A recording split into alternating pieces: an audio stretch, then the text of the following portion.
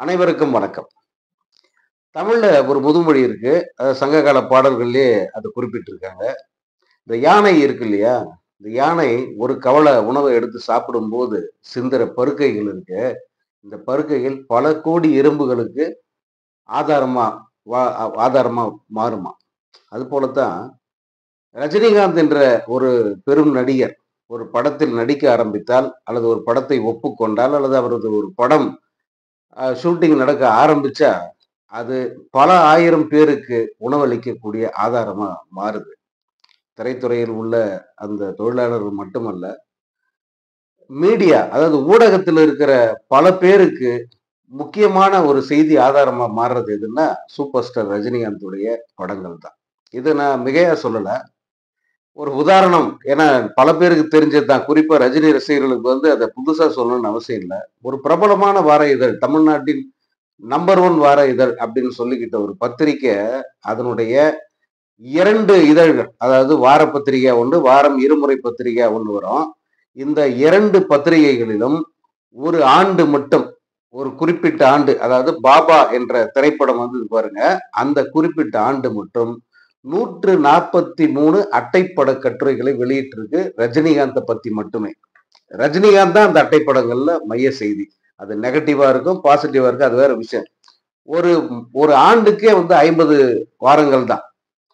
ஒரு ஆண்டுக்கு 50 வாரங்கள் தான். ஆனா இந்த பத்திரிகைகள் 143 அட்டைப்பட கட்டுரை வெளியிட்டிருக்குன்னா ஆல்மோஸ்ட் எவ்ரி வீக் ரஜினி படம் அல்லது ரஜினி பத்திய செய்திகள் தான் தலைப்பு செய்தி, அட்டைப்பட செய்தி.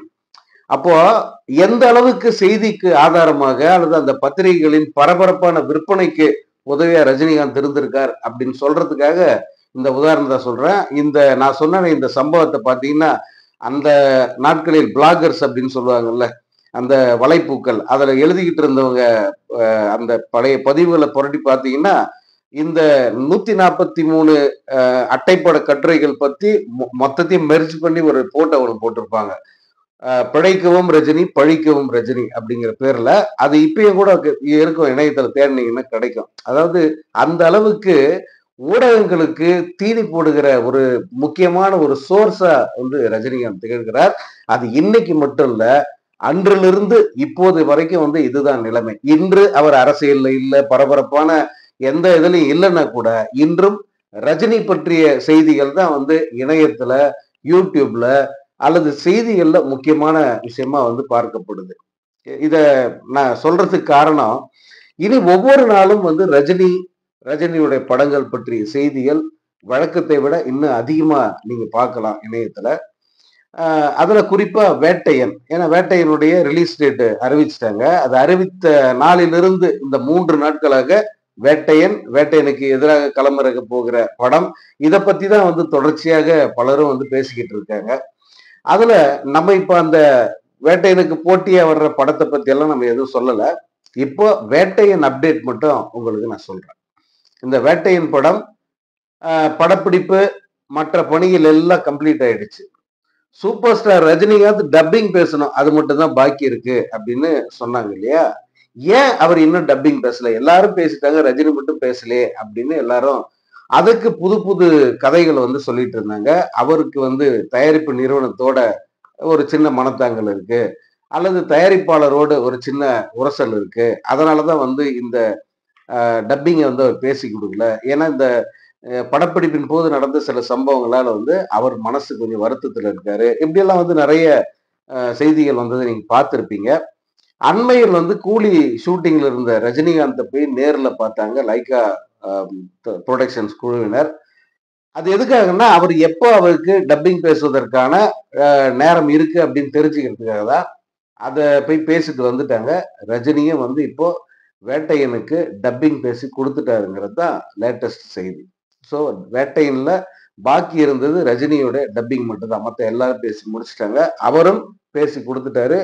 இப்போ வேட்டையினுடைய ஷூட்டிங் அதே போல போஸ்ட் ப்ரொடக்ஷன் பணிகள் எல்லாமே கிட்டத்தட்ட நிறைவுற்றது அப்படின்னு தான் சொல்லணும். இனி படத்திற்கான ப்ரொமோஷன் தான் பாக்கி.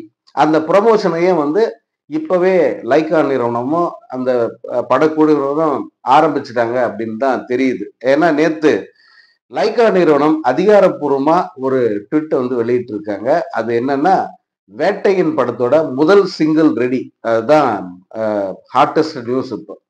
இதை வந்து படத்தினுடைய இசையமைப்பாளர் அனிருத்தும் வந்து உறுதி பண்ணியிருக்காரு.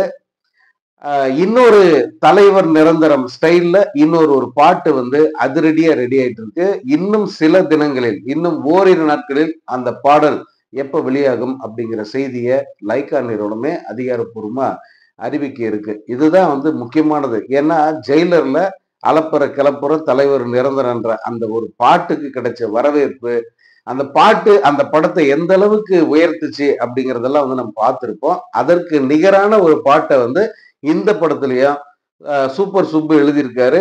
அதுக்கு அனிருத் வந்து அட்டகாசமா மியூசிக் போட்டிருக்காருன்னு சொல்றாங்க. இந்த பாடல் இன்னும் ஓரிரு நாட்களில் வெளியாகும் தேதி வந்து அறிவிக்கப்படும். அப்போ இணையம் மட்டும் இல்ல, ரசிகர்கள் மத்தியில வந்து மிகப்பெரிய ஒரு தீப்பரவலா அந்த பாடல் மாறும் அப்படின்னு சொல்லிட்டு எதிர்பார்க்கிறாங்க. இப்போ வேட்டையன் எல்லா பணிகளும் முடிந்து அவங்க அந்த அக்டோபர் 10ஆம் தேதி வெளிவருவதற்கான வேலைகளும் வந்து படு வேகமா வந்து போயிட்டு இருக்கு.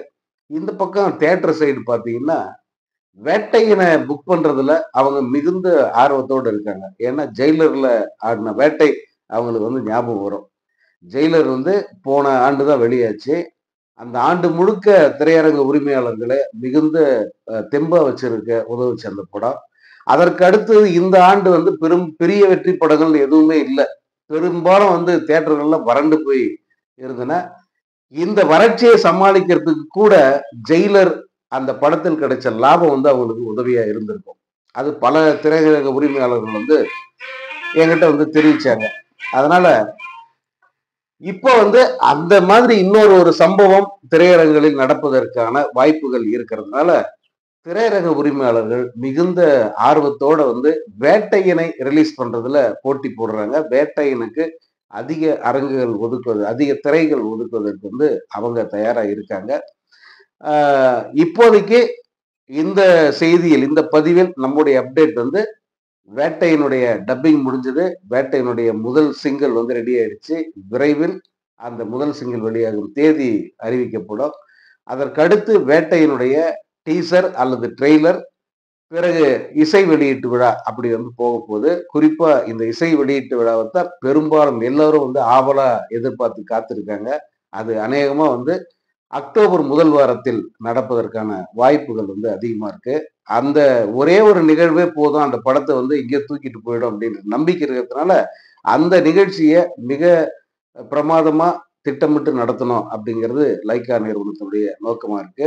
இந்த படத்திலாவது எந்த சொதப்பலும் இல்லாம கரெக்டா படத்தை வந்து அவங்க ரிலீஸ் பண்ணணும். அப்பதான் வந்து இந்த படம் அவங்க எதிர்பார்க்கிறத விட அதிகமான ஒரு ஒரு லாபத்தை வந்து குவிக்கும், வசூலை வந்து குவிக்கும் அப்படின்னு சொல்லிட்டு ரசிகர்களுடைய எண்ணமா இருக்கு. மீண்டும் ஒரு வேட்டையன் அப்டேட்டோட உங்களை சந்திக்கிறேன். நன்றி, வணக்கம்.